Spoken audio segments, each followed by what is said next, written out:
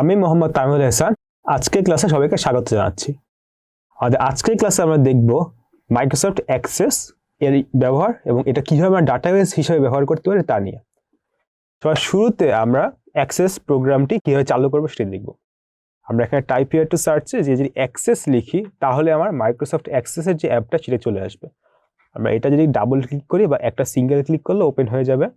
আমাদের এইখানে আমার ওয়ার্ড, এক্সেল তার মতোই একটি উইন্ডো চলে এসেছে। সেই উইন্ডোর বাম দিকে হচ্ছে রিসেন্ট যদি কোনো ডাটাবেস ক্রিয়েট করা থাকে সেটা, আর ডান সাইডে হচ্ছে আমার কিছু টেমপ্লেট।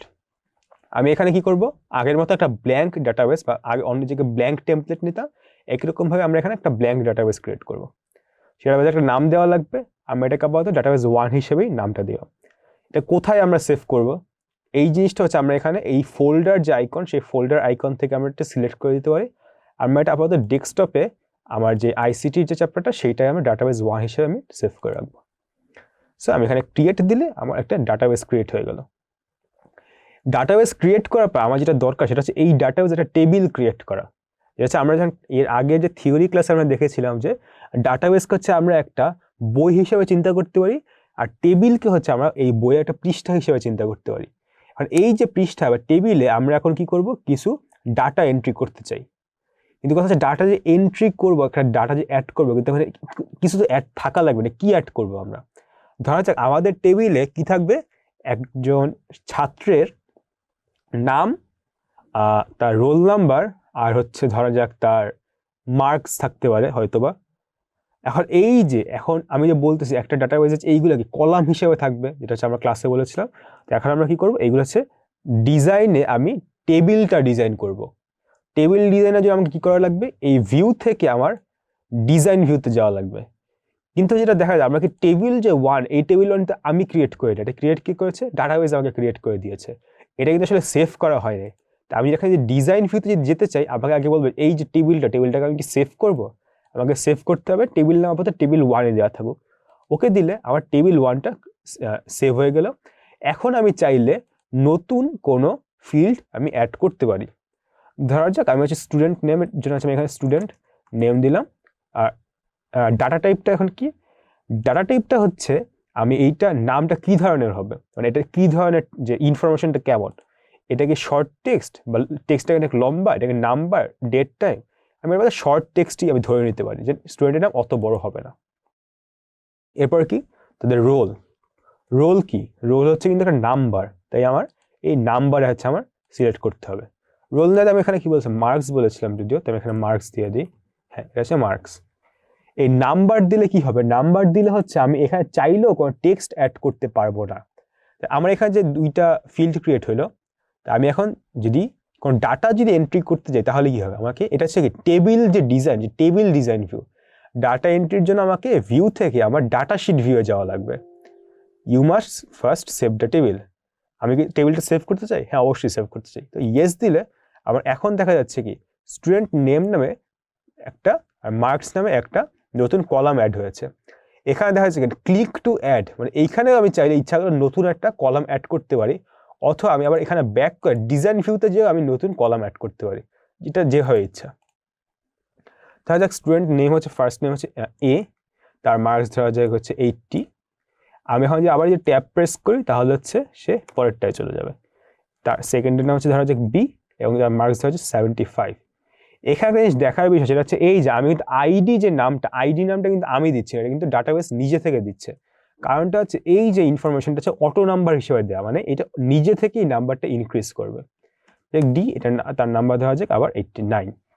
এখন আমি যদি চাই যে এই ঘরটা আমি ডিলিট করব, তাহলে আমি করবো কি, এই ঘরে আমি হচ্ছে কার্সারটা এনে এই বাম পাশের এই যে পোর্শন সেইখানে আমরা কার্সার আনবো, এনে ক্লিক করব। ক্লিক করে আমি আমার কিবোর্ড থেকে যে ডিলিট অপশনটা আমি যদি প্রেস করি তাহলেই কিন্তু এই যে কি বলেছে, you are about to delete one record বা রেকর্ডস। আমি এটাকে ডিলিট করতে চাই, ওকে হ্যাঁ ডিলিট করতে চাই, ইয়েস যদি প্রেস করি তাহলে এটা কিন্তু ডিলিট হয়ে গেল। দেখা যাচ্ছে যে 2 এর পর 3 ছিল, সে 3টা নাই। আমি 18 এর পর আমি আবার এন্টার প্রেস করলাম, এখানে ধরা যাক ই দিলাম, এরপর আমি দেবো 57। সো 4 এর পর 5। এরকম করে হচ্ছে আমি নতুন ডাটা এন্ট্রি করতে পারি। আমরা যদি চাই যে এই যে কোনো একটা ঘরের কোনো লেখার যে ধরন বা লেখার ফন্ট সাইজ আমি চেঞ্জ করব, সে দেখা যাক আমি চেঞ্জ করতে পারি কিনা। আমি এ কে সিলেক্ট করে আমি এখানে সাইজ, লেখার সাইজ 11 না দিয়ে আমি দিলাম হচ্ছে 16। কিন্তু যেটা দেখার বিষয় হচ্ছে আমি সিলেক্ট করেছিলাম যদি এ, কিন্তু আসলে পুরো টেবিলেরই কিন্তু ইনফরমেশন বা সাইজ কিন্তু চেঞ্জ হয়ে গেছে। আমি একে আমি বোল্ড করব, পুরোটাই কিন্তু বোল্ড হয়ে গিয়েছে। একে ইটালিক করব, পুরোটা ইটালিক হয়ে যাবে। মানে বেসিক্যালি এখানে হচ্ছে কি আমি এই ওয়ার্ডে বা এক্সেলে কি করতে পারতাম, যে কোনো একটা লেটার বা যে কোনো একটা ঘরকে আমরা চেঞ্জ করতে পারতাম। অ্যাক্সেস আসলে এইরকম কিছু করা যায় না, হয় আমি পুরো টেবিলই চেঞ্জ করবো, না আমি চেঞ্জ করবো না। কারণ এইখানে আসলে এইগুলো টেক্সট ফরম্যাট করার কোনো অপশন আসলে এখানে নাই। আমি এখানে যেটা করতে পারি সেটা হচ্ছে এই যে ইনফরমেশনগুলো, এই ইনফরমেশনগুলোকে জাস্ট দেখার জন্য, আর সেটা কিভাবে দেখবো, এগুলোকে আলাদা আলাদা করে দেখার আসলে কোনো অপশন নেই। আমি এখানে ধরা যাক একটা নতুন টেবিল না, হ্যাঁ নতুন একটা কলাম অ্যাড করব। সেটা কি হইতে পারে, ধরা যাক এটা একটা শর্ট, এটা একটা ধরা যাক কি ইয়েস নো টাইপের। সেটার নাম কি হইতে পারে, নামটা হবে হচ্ছে ধরো পাস করেছে কিনা, মানে এই স্টুডেন্টকে পাস করেছে কিনা। ধরা যাক কি পাস করেছে, হ্যাঁ সে পাস করেছে, আমি এটা রাইট দিলাম, সেও পাস করেছে, সেও পাস করেছে, সেও পাস করেছে। ধরা যাক এর পরের যে স্টুডেন্ট, সে ধরা যাক পাস করে নাই, তার নাম এফ, ধরা যাক সে 23 পেয়েছে, সে কি পাস করেছে, ধরা যাক সে পাস করেনি। সো এটা হচ্ছে ইয়েস, আর তার যদি কিছু না থাকে সেটা হচ্ছে আমার নো। তার মানে হচ্ছে এই স্টুডেন্ট আসলে সে পাস করেনি, কারণ সে 23 পেয়েছে। সো এরকম করে আমরা চাইলে নতুন একটা কলাম অ্যাড করতে পারি, বা আমরা এই যে ডিজাইন ভিউ থেকে কিন্তু আমরা কলামটা অ্যাড করতে পারি। যে এখানে এই যে এখানে যে যাই, তাহলে দেখা যায় এই যে পাস যে বলতে একটা ফিল্ড, বা এটা কিন্তু আমরা আগে কিন্তু অ্যাড করিনি, এটা এখানে অটোমেটিকলি এখানে চলে এসেছে। ডাটা টাইপ কি ইয়েস নো। আমি চাইলে এটাকে এখান থেকে ডিলিট করতে পারি। এখানে প্রেস করে যদি ডিলিট দিই, তাহলে কি আছে, do you want to permanently delete the selected field, yes. Yes দিলে আমি কি দেখবো, আর আবার যদি ডাটা শিট ভিউতে যদি যাই, তাহলে দেখা যাচ্ছে হ্যাঁ সেভ করবো, হ্যাঁ আমি সেভ করতে চাই। এই জায়গাতে কিন্তু আমার যে পাশের যে একটা কলাম ছিল সেটা কিন্তু এখন আর নাই।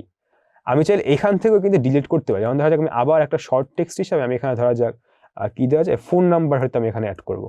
যেটা ফোন নাম্বার যদি একটা নাম্বার, বাট আবার ধরা যাক আমরা টেক্সট হিসাবে এটাকে ধরা যাক আমি 12, এটা ধরা যাক আবার এখানে কত দেওয়া যায় 45। আপাতত আর অন্যগুলো না দেই, এখান থেকে আমরা ডিলিট করতে পারি। কি হবে, এইটার উপর মানে যে কলামটা আমরা ডিলিট করবো, আগেরবার রো যখন ডিলিট করেছিলাম কি এই পাশটা সিলেক্ট করেছিলাম, কারণ এই রো ডিলিট করবো।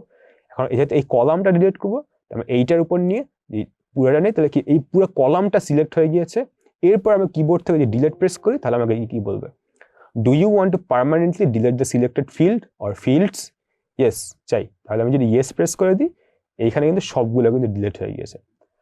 এখানকার দেখার বিষয়, আমি কিন্তু চাইলেও এখানে এই যে আনডু করতে পারতেছি না, কারণটা হচ্ছে এই যে ডিলিটটা, এই ডিলিটটা কিন্তু পার্মানেন্ট ডিলিট, মানে আমি চাইলেও কিন্তু কিছু চেঞ্জ করতে পারবো না। এই জন্য এই যে ডিলিট যে অপশনগুলো বা এখানে যে আমার অ্যাকশনগুলো, সেগুলো একটু চিন্তা ভাবনা করে করতে হবে যে আমি আসলে কি ডিলিট করতে চাই কি চাই না। এরপর কি, আমরা তো সবসময় এই ডাটাবেসটা নিয়ে কাজ করতে পারবো না, এটা কিন্তু সেভ করে রাখতে হবে। সেভ করে হয়তো পরে আমরা এটা নিয়ে কাজ করবো। আমাদের করবো কি, এটাকে সেভ করার জন্য ফাইল থেকে সেভ বা সেভ অ্যাজ দিয়ে আমরা এটাকে সেভ করতে পারি, বা আমরা যদি আগেই এটা কোথায় সেভ করবো এটা দেওয়া আছে, তাই আমি সেভ দিলেই এটা সেভ হয়ে যাবে। তো আমাদের এর পরের যে ক্লাস, এই পরের ক্লাসে আমরা দেখবো কিভাবে এই একটা ফাইলের উপর আমরা কোয়েরি করতে পারি, বা কোনো কিছু খুঁজতে পারি, বা হয়তো একটা রিপোর্ট অ্যাড করতে পারি। আজকের যে ক্লাসটা, সেখানে আমরা এখানেই শেষ করছি। সবাই ভালো থাকবে, সুস্থ থাকবে, ধন্যবাদ।